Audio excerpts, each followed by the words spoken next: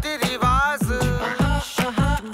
पूरा ही हाल है, ना जिया जाए घूमते घूमते फिरूं मैं। भारतीय शादियों में लड़की वाले न्योता देते हैं, मिठाई, पार्टी शार्टी और लड़की भी। क्या ये थोड़ा अजीब नहीं है? रो विदाई रो लो।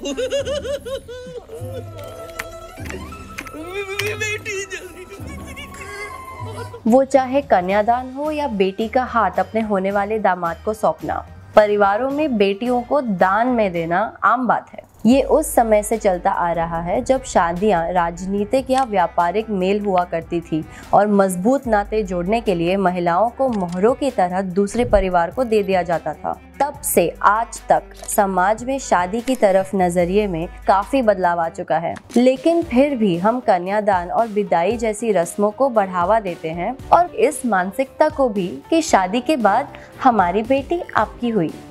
आप सबसे मिलने के बाद मेरी बेटी मेरी नहीं रही, बिल्कुल बदल गई है। उसे अपना लीजिए।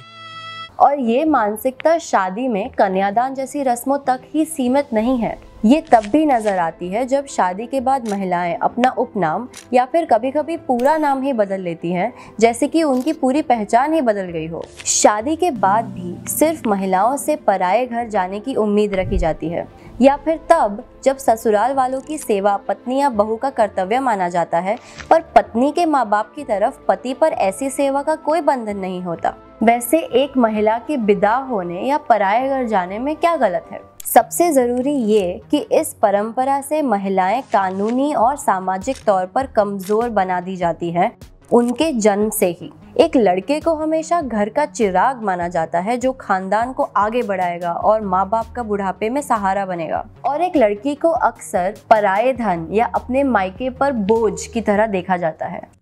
कबीर को भी लगा कि मेरा नाम कार्ड पे होना चाहिए था। ऐश, इनविटेशन मेरा फैमिली की तरफ से है, अब तो मेरा नहीं सांगा हो।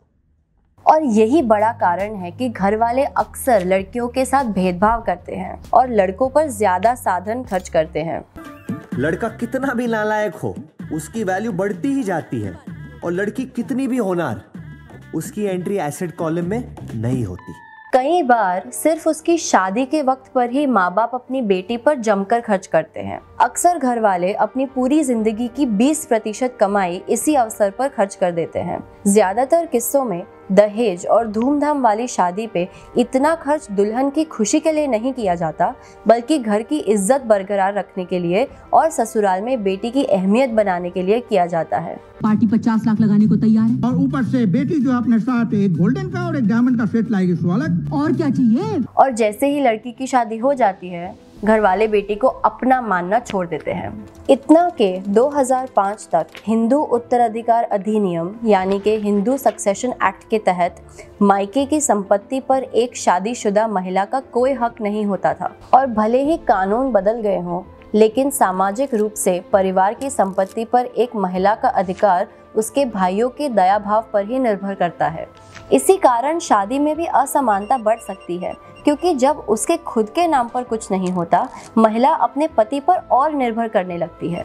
जो महिलाएं कानूनी तरीके से पति से अलग होना चाहती हैं, उनको अक्सर उनके ही माता पिता और भाई बहन वापस लेने से इनकार कर देते हैं। कोई हैरानगी की बात नहीं है कि 30% महिलाएं घरेलू हिंसा सहन करने के बावजूद अपने मायके वालों से कुछ नहीं कहती। लेकिन बात ऐसी है, रिसर्च बताती है कि आर्थिक रूप से स्वतंत्र बेटियां, चाहे वो विवाहित हो या अविवाहित, बेटों से ज्यादा अपने बूढ़े माँ बाप को भावनात्मक और आर्थिक तौर पर संभालने की जिम्मेदारी लेती हैं।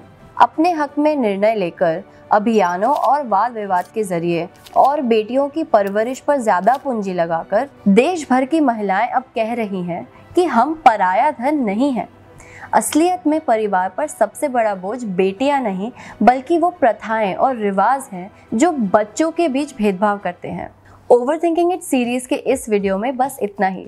हमारे साथ ओवरथिंक करते रहने के लिए प्लीज़ लाइक, शेयर और सब्सक्राइब करें, और हमारे वीडियो से अपडेटेड रहने के लिए इस बेल आइकॉन को ज़रूर दबाएं।